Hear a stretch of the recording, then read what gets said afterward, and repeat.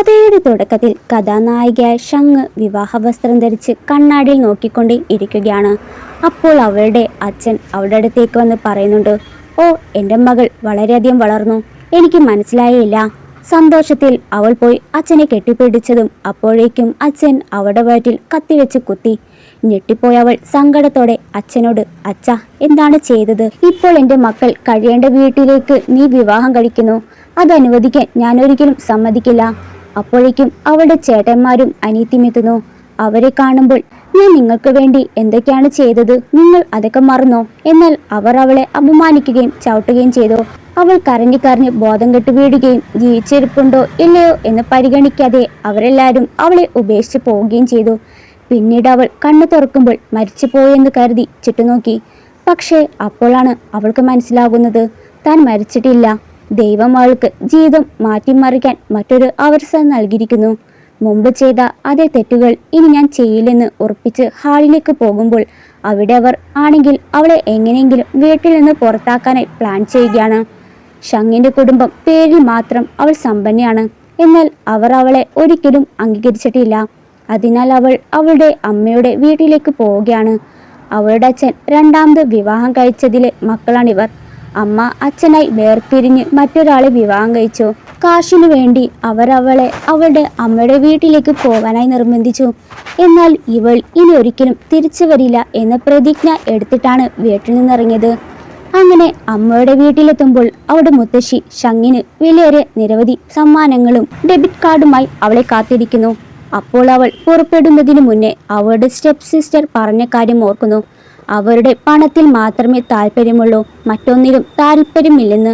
അപ്പോൾ അവിടേക്ക് ജങ് വരികയും മുത്തശ്ശിയോട്, ഇത്രയും വിലയേറിയതുമായ സമ്മാനങ്ങൾ സ്നേഹപൂർവ്വം ഒരുക്കിയിട്ടുണ്ടല്ലോ, ഇത്രയധികം സമ്മാനങ്ങൾ നൽകിയാൽ അവൾ സമ്മർദ്ദത്തിലായേക്കാം, അവൾക്ക് കുറച്ച് സമയം കൊടുക്കൂ, അവന് കുറച്ച് ജോലി ചെയ്യാനുണ്ടെന്ന് പറഞ്ഞു പോവുകയാണ്. അത് മറ്റാരുമല്ലായിരിക്കും, അവളുടെ മൂത്ത ചേട്ടനാണ്. അപ്പോഴേക്കും അവൾ അകത്തേക്ക് കയറുമ്പോൾ മുത്തശ്ശി മനോഹരമായ ഗിഫ്റ്റ് കൊടുക്കുമ്പോൾ തൻ്റെ കുടുംബത്തിൽ നിന്ന് ഒരിക്കലും ഒരു സമ്മാനം തന്നിട്ടില്ല എന്ന് ചിന്തിക്കുകയും, അവൾക്ക് സമ്മാനം എനിക്ക് ശരിക്കും ഇഷ്ടപ്പെട്ടു, ഷങ്ങിനെ അവരായിരിക്കും ഇനി തൊട്ട് പഠിപ്പിക്കുക. എന്നാൽ അവളുടെ പെരുമാറ്റം കാണുമ്പോൾ മൂത്ത ചേട്ടൻ കരുതും അവൾ അത്യാഗ്രഹിയാണെന്ന്. അടുത്ത ദിവസം അവളും മൂന്നാമത്തെ ചേട്ടനായി ചാനും സ്കൂളിലേക്ക് പോകുമ്പോൾ ഒരു കൂട്ടം ആളുകൾ അവരുമായി വഴക്കിടാനായി വരുന്നു. എന്നാൽ അവൾ ചാൻ അവിടെ നിർത്തിക്കൊണ്ട് അവിടുന്ന് ഓടിപ്പോയി. അത് കാണുന്ന അവൻ, ഇത്രയും ഗുണ്ടകൾക്കിടയിൽ എന്നെ തനിച്ചാക്കി അവൾ ഓടിപ്പോയെന്ന് വിഷമിക്കുകയാണ്. പിന്നെ അയാളെ ആ ഗുണ്ടകൾ ശക്തമായി തൊഴിക്കുന്നു. ആ പാവത്തിന്റെ മുട്ടുകാൽ വരെ പൊട്ടിക്കുകയാണ്. അപ്പോഴാണ് ഷങ് ഒരു കാറുമായി എത്തി ചാന് വേഗം അകത്തേക്ക് കയറ്റി അവരവിടുന്ന് രക്ഷപ്പെടുന്നു. തന്നെ രക്ഷിച്ച ഇവളാണ് തന്റെ യഥാർത്ഥ സഹോദരനെന്നും ഇനി എപ്പോഴും നിന്നെ സംരക്ഷിക്കുമെന്ന് ഉറപ്പ് നൽകി. എന്നാൽ അവൾ ഓടിച്ചു കൊണ്ടുവന്ന കാറ് പ്രിൻസിപ്പളുടെ കാറായിരുന്നു. ശേഷം അവർ രണ്ടുപേരും മുത്തശ്ശിയുടെ ഹാളിൽ മുട്ടുകൊത്തിയിരിക്കുകയാണ്, അതും വഴക്കുണ്ടാക്കിയതിന്. എന്നാൽ തെറ്റ് തന്റെ ഭാഗത്താണെന്ന് അവൾ പറയുമ്പോൾ പ്രിൻസിപ്പളിന് ഞാനൊരു പുതിയ കാറ് വാങ്ങിക്കൊടുക്കും എന്ന് പറയുന്നു. അത് കേൾക്കുമ്പോൾ അച്ഛൻ്റെ വീട്ടിലായിരുന്നെങ്കിൽ ചെയ്ത തെറ്റുകൾക്ക് പോലും അവൾ അവരെ ശിക്ഷിക്കുകയായിരുന്നു. ഇതിനെക്കുറിച്ച് ചിന്തിച്ചവൾ കരയുകയാണ്. കുറച്ചു നേരം കഴിഞ്ഞതും വേലക്കാരി വന്ന് ഷങ്ങിന്റെ സഹോദരങ്ങൾ അവളെ കാണാനായി വന്നിട്ടുണ്ടെന്ന് അവളോട് പറയുന്നു. അവർ വന്ന് തന്നെ സഹോദരൻ ലോ പഠിക്കാനായി വിദേശത്ത് പോവുകയാണ്. അക്കാര്യം അവളോട് പറയാനും ഇത്രയും വലിയ വീട്ടിലാണ് താമസിക്കുന്നത് കൊണ്ട് തന്നെ അവനെ സഹായിക്കാൻ ചോദിക്കാനാണ് വന്നത്. പക്ഷേ അവൾക്ക് നേരെ സഹായിക്കാൻ ഒട്ടും താല്പര്യമില്ല. കഴിഞ്ഞ ജന്മത്തിൽ ജോയുടെ ഭാര്യയായിരുന്നു ഓർക്കുന്നു. പിന്നീട് ഞങ്ങൾ വിവാഹിതരായ ശേഷം അവൻ എന്നെ ഒരുപാട് ഉപദ്രവിച്ച കാര്യം ചിന്തിക്കുകയും, മുത്തശ്ശി എനിക്ക് 200 ദശലക്ഷം തരാൻ പോകുന്നു, പക്ഷേ എനിക്ക് അതിൽ ഒരാൾക്ക് മാത്രമേ സഹായിക്കാൻ കഴിയൂ. നിങ്ങൾ തീരുമാനിക്കുക ആ വ്യക്തി ആരാണെന്ന്. പിന്നെ എല്ലാവരും പരസ്പരം പോരടിക്കാൻ തുടങ്ങി. അപ്പോൾ അവർ ആർക്കാണ് വേണ്ടത് എന്ന് വെച്ചാൽ നാളെ പറയാനായി പറയുന്നു. ഇതെല്ലാം ആരോ ഒളിഞ്ഞിരുന്ന് കാണുന്നുണ്ടായി എന്നവൾക്ക് മനസ്സിലാവുകയും പോയി നോക്കുന്നു. വേഗം അവളെ ചുമരിൽ ചേർത്ത് നിർത്തി, ഈ കുടുംബത്തിൽ ചേർന്നതിന്റെ ഉദ്ദേശം ഞങ്ങളുടെ പണം ഉപയോഗിച്ച് നിങ്ങളുടെ കുടുംബത്തെ പോറ്റാനാണോ എന്ന് മൂത്ത ചേട്ടൻ ചോദിക്കുകയാണ്. അവൾ അവരെ പരീക്ഷിച്ച് നോക്കിയതാണെന്ന് പറയുകയാണ്. ശേഷം അവർ റൂമിലിരിക്കുമ്പോൾ രണ്ടാമത്തെ ചേട്ടൻ വേലക്കാരിയുടെ കയ്യിൽ അവൾക്ക് ഒരു സമ്മാനം നൽകിയിരിക്കുകയാണ്. അത് വളരെ മനോഹരമായ ഒരു മാലയാണ്. ഷങ്ങിന് ഇത് വളരെ ഇഷ്ടമാവുകയാണ്. അപ്പോഴാണ് അവളുടെ മുൻ ജന്മത്തിലെ ഒരു മീറ്റിങ്ങിനിടെ രണ്ടാമത്തെ ചേട്ടൻ മരിച്ച കാര്യം ഓർക്കുന്നത്. അത് ഇതേ തീയതിയാണ് എന്നറിഞ്ഞ വേഗം അവൻ ഉള്ളയിടത്തേക്ക് പോയി. ഇവിടെ അവൻ മാധ്യമങ്ങളോട് സംസാരിക്കുമ്പോൾ ഒരാൾ അയാൾക്ക് നേരെ വെടിയുയർത്തുന്നു. കറക്റ്റ് ടൈമിൽ അവൾ വന്ന് മുന്നിൽ നിന്നതിനാൽ അവൾക്കായിരിക്കും വെടിക്കൊള്ളുക. എന്നാൽ അവളുടെ ശരീരത്തിൽ വെടിയുണ്ട കയറുന്നില്ല. മുത്തശ്ശി കൊടുത്ത മാലയിലായിരിക്കും തട്ടിയത്. പിന്നീട് അവർ രണ്ടാമത്തെ ചേട്ടനെയും ആക്രമിക്കുന്നു. അവൾ ഷാനെ അകത്തേക്ക് കൊണ്ടുപോയി അവിടെ വെച്ച് തന്റെ ജീവൻ രക്ഷിച്ചതിന് ഷാനോട് നന്ദി പറയുകയും, ഇപ്പോൾ നീ ഞങ്ങളുടെ ജീവൻ 2 തവണയാണ് അപകടത്തിൽ നിന്ന് രക്ഷിച്ചത്. ഇന്നു മുതൽ നീ എന്റെ പ്രിയപ്പെട്ട കൊച്ചു സഹോദരിയാണ്. ഇപ്പോഴാണ് ഷാനെ ദേഷ്യപ്പെടുമ്പോൾ അവർ രണ്ടുപേരും സംസാരിക്കുന്നത് ചാൻ കേൾക്കുകയും, നിങ്ങൾ സ്വന്തം സഹോദരിയോട് ഇങ്ങനെയാണ് പെരുമാറുന്നെന്ന് പറയുന്നു. എന്നാൽ ഇതിന് പിന്നിലെല്ലാം അവളുടെ സ്റ്റെപ്പ് സിസ്റ്ററും അവർ അവിടേക്ക് വരുമ്പോൾ കൂടെ അവരെ ശല്യപ്പെടുത്തിയ ഗുണ്ടകളുടെ തലവനും വരുന്നു. അവർക്ക് അവരുടെ കൈവശമുള്ള വിലമതിക്കുന്ന പ്രതിമ വേണം, അതും 2 വെങ്കല ബുദ്ധ ശിരസുകൾ. എന്നാൽ പിന്നെ അത് ലേലം വഴി എടുക്കാനായിട്ട് പറയുകയാണ് ചേട്ടന്മാര്. അങ്ങനെ ലേലം ആരംഭിക്കുന്നു. അവിടെ ലേലത്തിൽ സമാനമായ 2 പ്രതിമകൾ ഉണ്ടായിരുന്നത് വേർതിരിച്ചറിയാൻ വളരെ പ്രയാസമായിരുന്നു. പക്ഷെ വ്യത്യാസം കണ്ടെത്താൻ കഴിയുന്നയാൾ വിജയിക്കും.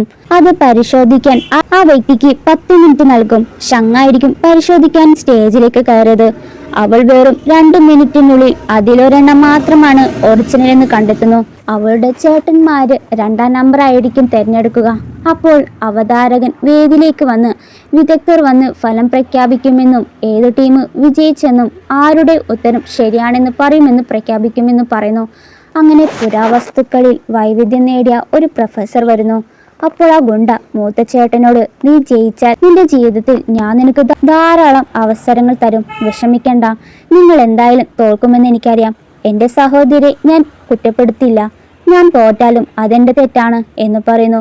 അങ്ങനെ അവൾ സെലക്ട് ചെയ്ത പ്രതിമയായിരിക്കും യഥാർത്ഥ പ്രതിമ എന്ന് പ്രൊഫസർ പറയുന്നു. യഥാർത്ഥ പ്രതിമയെന്നും മറ്റൊന്ന് ഫേക്ക് ആണെന്ന് പറയുന്നു. അത് കേൾക്കുമ്പോൾ എല്ലാവരും ഞെട്ടി. എന്നിരുന്നാലും ആ ഗുണ്ട കരുതിയത് നമ്പർ 1ലെ പ്രതിമയാണ് റിയൽ എന്നും. അത് കേട്ട് എല്ലാവരും ചിരിക്കുകയാണ്.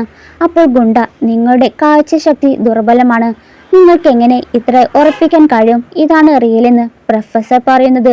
ഞാൻ വർഷങ്ങളായി ഈ ജോലി ചെയ്യുന്നു, അതെന്റെ കയ്യിൽ പിടിച്ച് ഓരോ പ്രതിമയ്ക്കും എത്ര പഴക്കമുണ്ടെന്നറിയാം. അതിനുശേഷം പ്രൊഫസർ ഷങ്ങിനോട് ചോദിച്ചു, നീ എന്തുകൊണ്ടാണ് 2ാമത്തെ നമ്പർ തിരഞ്ഞെടുത്തെന്ന് വിശദീകരിക്കാമോ? 1ാം നമ്പർ വളരെ നന്നായി നിർമ്മിച്ചിരിക്കുന്നു, വളരെ വൃത്തിയുള്ളതും രൂപകൽപ്പന ചെയ്ത് ധാരാളം കളറും ചെയ്തിട്ടുണ്ട്. 2ാമത്തെ തൊട്ട് നോക്കുമ്പോൾ അത്ര വൃത്തിയുള്ളതല്ല, അങ്ങനെയാണ് തിരിച്ചറിഞ്ഞതെന്ന് ഷങ്ങിന്റെ ഉത്തരത്തിൽ പ്രൊഫസർ അവളെ വളരെയധികം പ്രശംസിക്കുകയാണ്. അത് കേട്ട സ്റ്റെപ്പ് സിസ്റ്റർ എഴുന്നേറ്റ് വെടിത്തം പറയുന്നത് നിർത്തു. നീ ഇതൊരു പുസ്തകത്തിൽ നിന്ന് മനഃപ്പാഠമാക്കുകയാണ്. ഇത്തവണ നിങ്ങൾ ഭാഗ്യവതിയായിരുന്നു. അടുത്ത തവണ ഞാൻ നിന്നെ ജയിക്കാൻ അനുവദിക്കില്ല. അടുത്ത തവണ എന്നെ തോൽപ്പിക്കാൻ ഈ ഗുണ്ടത്തലൻ നിങ്ങൾക്ക് മറ്റൊരവസരം നൽകുമെന്ന് കരുതുന്നുണ്ടോ എന്നായിരിക്കും അവൾ പറയുക. അങ്ങനെ പന്തയത്തിൽ ജയിക്കുന്നാൾ തൂക്കിക്കൊല്ലുമെന്നും അല്ലെങ്കിൽ കാല് മുറിച്ച് കളയുമെന്ന് ഗുണ്ട പറഞ്ഞത് 2ാമത്തെ ചേട്ടൻ പറയുന്നു. പണിപ്പാളെന്ന് മനസ്സിലാക്കിയ സ്റ്റെപ്പ് സിസ്റ്ററും ബ്രദറും കരയാനായി തുടങ്ങുകയും, ദയവായി ഇത് ചെയ്യരുത്, എൻ്റെ അച്ഛൻ ഇതറിഞ്ഞാൽ ഒരിക്കലും നിങ്ങളോട് ക്ഷമിക്കില്ല. പിന്നീട് നിങ്ങൾക്ക് ഞങ്ങളുടെ കുടുംബത്തിൽ ചേരുന്നതിനെ കുറിച്ച് ചിന്തിക്കുകയും പോലും വേണ്ട. പക്ഷേ അവൾക്ക് ആ കുടുംബത്തിൽ ചേരാൻ പോലും താല്പര്യമില്ല. പക്ഷെ 2 ചേട്ടന്മാരും ഇത് തന്റെ സഹോദരിയാണെന്ന് പറഞ്ഞ് അവളെ സംരക്ഷിക്കുന്നു. ഇവൾ ചേട്ടന്മാരോട് എന്റെ സഹോദരിമാരാണ് എന്ന് പറഞ്ഞ് അവരെ സംരക്ഷിക്കണം. പക്ഷെ അവൾ രഹസ്യ സൂചന നൽകുന്നുണ്ട് വേണ്ട എന്നുള്ളത്. ആ സിഗ്നൽ കണ്ട് നീ അവന്റെ ബന്ധുവാണ്, അതുകൊണ്ട് നിങ്ങളിൽ ആരുടെയെങ്കിലും എനിക്ക് ക്ഷമിക്കാൻ കഴിയും. പക്ഷെ 2 പേരിൽ ഒരാളെ ശിക്ഷിക്കണം എന്ന് പറയുമ്പോൾ അവർ 2 പേരും അതിന്റെ പേരിൽ വഴക്കായിരിക്കും. സ്റ്റെപ്പ് ബ്രദർ പറയുന്നത്, എനിക്ക് വിവാഹം കഴിക്കണം, എൻ്റെ കാലോടിഞ്ഞാൽ ആരും എന്നെ വിവാഹം കഴിക്കില്ല. എന്നാൽ മൂത്ത ചേട്ടന് അവന് നല്ലത് കൊടുത്തിട്ട് ഷാങ്ങും 2 ചേട്ടന്മാരും ചിരിച്ചിട്ട് അവിടുന്ന് പോകുന്നു. ഇവിടെ ഇവർ വീട്ടിലെത്തുമ്പോൾ ചേട്ടന് നല്ല പരിക്ക് പറ്റിയത് കാരണം 2ാമത്തെ ചേട്ടൻ കാണുകയും എന്താണ് നടന്നെന്ന് അവളോട് ചോദിക്കുമ്പോൾ ഇതെല്ലാം ഷങ്ങ കാരണമാണ് സംഭവിച്ചത്, എല്ലാത്തിനും അവളാണ് ഉത്തരവാദി. ദേഷ്യം വന്നവന് അവളൊരു പാഠം പഠിപ്പിക്കാമെന്ന് പറഞ്ഞ് എഴുന്നേൽക്കുമ്പോൾ ഉടനെ അവൾ അവനെ തടഞ്ഞു നിർത്തി വേണ്ടെന്ന് പറയുന്നു. അടുത്ത ദിവസം അവർ 2 പേരും സ്കൂളിൽ പോകും. എന്നാൽ വിദ്യാർത്ഥിയല്ലാത്ത ഇവർ ഗാർഡ്സ് തടഞ്ഞ് ഐഡി ചോദിച്ചു. തങ്ങളുടെ കയ്യിൽ ഐഡി ഇല്ല, പക്ഷേ ഷങ്ങിനെ അറിയാം എന്ന് പറഞ്ഞതും അപ്പോഴേക്കും ഷങ് അവിടെ എത്തുന്നു. എന്നാൽ അവൾ അവരെ മൈൻഡ് പോലും ആക്കുന്നില്ല. എനിക്ക് നിങ്ങളെ സഹായിക്കാൻ കഴിയില്ല എന്ന് പറയുന്നു. ദേഷ്യം വന്ന സ്റ്റെപ്പ് ബ്രദർ അവളെ അടിക്കാനായി വരുമ്പോൾ ചാൻ അവനെ പിന്നോട്ട് തള്ളി. എന്റെ സഹോദരി എന്റെ മുന്നിൽ വെച്ച് കൊല്ലാൻ നോക്കുകയാണോ? നിനക്കെങ്ങനെ ധൈര്യം വന്നു എന്ന് രണ്ട് ചീത്ത പറഞ്ഞ് അവളെയും കൂട്ടി ക്ലാസ്സിലേക്ക് പോയി. പിന്നെ അവൾ പ്രിൻസിപ്പലിന്റെ അടുത്ത് ചെല്ലുകയാണ്. അവിടേക്ക് വരുമ്പോഴാണ് അറിയുന്നത് അവളുടെ സ്റ്റെപ്പ് സിസ്റ്ററും ബ്രദറും ഇതേ സ്കൂളിൽ ജോയിൻ ചെയ്തിരിക്കുന്നത്. അപ്പോൾ ടീച്ചർ എല്ലാവരോടായിട്ട് സ്കൂളിൽ ഇന്റേണൽ ഭാഗമായി റേഡിയോ സ്റ്റേഷനിൽ കുറച്ച് ദിവസം ഒരു പ്രാക്ടീസ് ഉണ്ടാകും. അതിൽ വിജയിക്കുന്നവർക്ക് മാത്രമേ ഇന്റർവ്യൂവിൽ പങ്കെടുക്കാൻ കഴിയൂ. അതിനായി ഇവൾ രാത്രിയാകുമ്പോൾ 2 ദിവസത്തിനുള്ളിൽ റേഡിയോ അഭിമുഖത്തിന് സ്ക്രിപ്റ്റ് തയ്യാറാക്കി. പക്ഷേ അത് ചൈനീസ് ഭാഷയിലാണ്. അത് ഇംഗ്ലീഷിലേക്ക് മാറ്റാനായി തേർഡ് ബ്രദറിനോട് പറയുമ്പോൾ അവന് പറ്റിയില്ല. ഫസ്റ്റ് ബ്രദറിനോട് പറയാനായി പറഞ്ഞു. പിന്നാലെ ഫസ്റ്റ് ബ്രദർ വന്ന് ആ പേപ്പർ വാങ്ങിക്കൊണ്ട് പോവുകയാണ്. ഇവിടെ ഇവരാണെങ്കിൽ ഒരു റേഡിയോ സ്റ്റേഷനിൽ നിന്ന് പകർത്തിയ ഒരു സ്ക്രിപ്റ്റ് എഴുതുന്നു. അത് ജനപ്രിയ റേഡിയോ സ്റ്റേഷനിലേക്ക് സംപ്രേഷണം ചെയ്യാൻ തങ്ങും അവരുടെ ചേട്ടന്മാരും എത്തിയിരിക്കുകയാണ്. റേഡിയോ സ്റ്റേഷനിൽ ഏകദേശം അടച്ചുപൂട്ടായ നിലയിലാണിപ്പോൾ അത്. ഇവളും അവസരം ചോദിക്കുമ്പോൾ ഉടമ നിഷേധിച്ചതിനാൽ സെക്കൻഡ് ബ്രദർ ഭീഷണിപ്പെടുത്തിയെങ്കിലും അവളെ സെലക്ട് ചെയ്യുകയാണ്. അങ്ങനെ ഷോ ആരംഭിക്കുന്നു. ഷങ് ഒരു ഭയാനകമായ കഥയാണ് പറയുന്നത്. അത് വളരെ രസകരമായിരുന്നു. കേട്ടുകൊണ്ടിരിക്കുന്ന എല്ലാവരും കേട്ടിരുന്നു വരെ പോകും. ഇവളുടെ ഈ കഥ പറച്ചിൽ കാരണം അടിച്ചു പൂട്ടേണ്ടിയിരുന്ന ചാനലിന്റെ റേറ്റ് കൂടി. സ്റ്റെപ്പ് സിസ്റ്ററിന്റെയും ബ്രദറിന്റെയും റേഡിയോ സ്റ്റേഷന്റെ റേറ്റിന് പിന്നിലാണിപ്പോൾ ഷങ്ങിന്റെ റേഡിയോ സ്റ്റേഷൻ. ഓണർ വന്ന് ഇത്രയും നല്ല പ്രതിഭ മറ്റാരുകളുടെയും കൈകൾ പോകാതിരുന്നതിൽ എനിക്ക് നല്ല സന്തോഷമുണ്ട്. അതിനാൽ അവർ ആ ഷോ നിർത്തി പാട്ട് പാടുന്നു. ഇവിടെ അവളുടെ ശ്രോതാക്കൾ കുറഞ്ഞു വരികയാണ്. അതുകൊണ്ട് ഇനി കഥ പറയുന്നതിൽ അർത്ഥമില്ലെന്ന് പറഞ്ഞ് ഓണർ പറയുകയും അന്നേരം മറ്റൊരു സ്റ്റേഷനിൽ വന്ന പാട്ട് ഇവർ കേൾക്കുകയും അത് മറ്റാരോ പാടിയ പാട്ടാണെന്നറിഞ്ഞു. ഉടനെ വിഷമിക്കേണ്ട, ഞാനും ഒരു പാട്ട് എഴുതാം, പ്രേക്ഷകർക്ക് അത് ഇഷ്ടപ്പെടുമെന്ന് പറഞ്ഞ് ഒരു പാട്ടെഴുതി പാടുമ്പോൾ അവൾക്കൊരു കോള് വരുന്നു. ഒരു പെൺകുട്ടി കരഞ്ഞുകൊണ്ട് ആത്മഹത്യ ചെയ്യാൻ പോകുന്നെന്ന് പറയുന്നു. അവളുടെ വീട്ടുകാർക്ക് സ്നേഹമില്ല, അവർക്ക് സഹോദരങ്ങളോടാണ്. എന്നാൽ മരണത്തിന്റെ വക്കീൽ അവളെ രക്ഷിച്ചത് ഇവളുടെ പാട്ടുകളായിരുന്നു.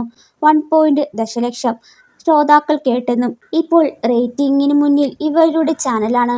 പുറത്തേക്ക് വന്ന അവളെ ചേട്ടന്മാരും ഓണർ പ്രശംസിച്ചു.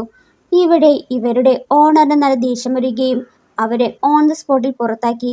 ശേഷം ഷങ്ങിന്റെ സ്റ്റെപ്പ് ബ്രദറിന് ഷങ് ഓർക്കുകയാണ്, എന്തായാലും ഞാനും അവളുടെ ചേട്ടനല്ലേ. ഇവിടെ ഷങ്ങും തേർഡ് ബ്രദറും കൂടി മുത്തശ്ശിയുടെ ബർത്ത്ഡേക്ക് ഒരുക്കാൻ പ്ലാൻ ചെയ്യുകയാണ്. സമ്മാനമായി എന്തെങ്കിലും ഓർത്തു വെക്കാൻ വേണ്ടി ഉള്ളതാകണം എന്ന് ചിന്തിക്കുമ്പോൾ അവൾക്കൊരു ഐഡിയ വരുന്നു. അങ്ങനെ മുത്തശ്ശിയുടെ പിറന്നാൾ വരികയാണ്. അതിൽ പങ്കെടുക്കാനായിട്ട് സ്റ്റെപ്പ് ബ്രദറും സ്റ്റെപ്പ് സിസ്റ്റേഴ്സും എല്ലാം എത്തി. മുത്തശ്ശിക്ക് സമ്മാനങ്ങൾ കൊടുത്തു. അവർ വന്നത് തന്നെ ഷങ്ങിനെ മോശക്കാരിയാക്കി ചിത്രീകരിക്കാൻ കൂടിയാണ്. എന്നാൽ അതൊന്നും മുത്തശ്ശി പറയുമ്പോൾ അത്ര വലിയ കാര്യമായിട്ട് എടുക്കുന്നില്ല. അങ്ങനെ ഷങ്ങും തേർഡ് ബ്രദറും കൂടി മുത്തശ്ശിക്ക് ഗിഫ്റ്റായിട്ട് ചൈനീസ് പരമ്പരാഗത നൃത്തം ചെയ്യുന്നു. അത് കാണുമ്പോൾ മുത്തശ്ശിക്ക് സന്തോഷമായി.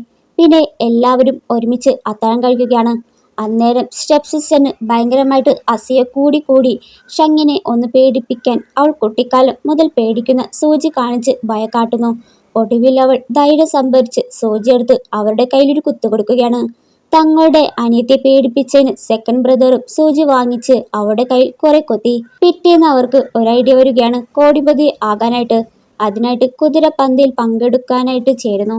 എന്നാൽ അവരുടെ എതിർ മത്സരാർത്ഥി മറ്റാരുമല്ല, ഷെങ്ങും ചേട്ടന്മാരാണ്. അവരെ തോൽപ്പിക്കാനായിട്ട് ഇവൾ മുഴുവൻ കാശായിരിക്കും പന്തയത്തിൽ വയ്ക്കുക. എന്നാൽ ആ പന്തയത്തിൽ ജയിക്കുന്നത് ഷങ്ങാണ്. ഇവരുടെ മുഴുവൻ കാശും പോയി പാപ്പരായി. തോറ്റതിനാൽ ഇവരെ വിശ്വസിച്ച സ്പോൺസർ വരെ അവളെ കാറിൽ കയറ്റി ഒരുപാട് ഉപദ്രവിച്ചു.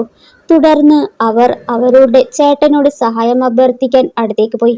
പക്ഷേ അവൻ അവളെ സഹായിക്കുന്നില്ല. അപ്പോഴാണ് അറിയുന്നത് ഇവരും ഷെങ്ങിനെ പോലെ പുനർജനിച്ചാണ് വന്നതെന്ന്. പക്ഷേ ഇവൾ പുനർജനിച്ചതാണെന്ന് പറയുമ്പോൾ വിശ്വസിക്കുന്നില്ല. സോ നാളൊരു ഭൂകമ്പം ഉണ്ടാകാൻ പോവുകയാണെന്ന് അവനോട് പറയുന്നു. അടുത്ത ദിവസം ചേട്ടന്മാർ അവരുടെ മുത്തശ്ശിയെ കാണാനായി പോകുന്നു. അവർ അവിടെ ഇരുന്നതും പെട്ടെന്ന് എല്ലാം കുലുങ്ങുന്നതായി തോന്നുകയും ഒരു വലിയ ഭൂകമ്പം ഉണ്ടാവുകയും ചെയ്യുന്നു. പേടിച്ചവരെല്ലാരും വീട്ടിൽ നിന്ന് ഇറങ്ങിയോടുന്നു. അകത്തേക്ക് കയറിയപ്പോൾ സെർവന്റ് വന്ന് അവിടെ അച്ഛനെത്തിന്ന് പറയുകയാണ്. ഇവളും പുറത്തേക്ക് വരുമ്പോൾ അച്ഛൻ അവൾക്ക് നേരെ വെള്ളമൊഴിക്കുകയാണ്.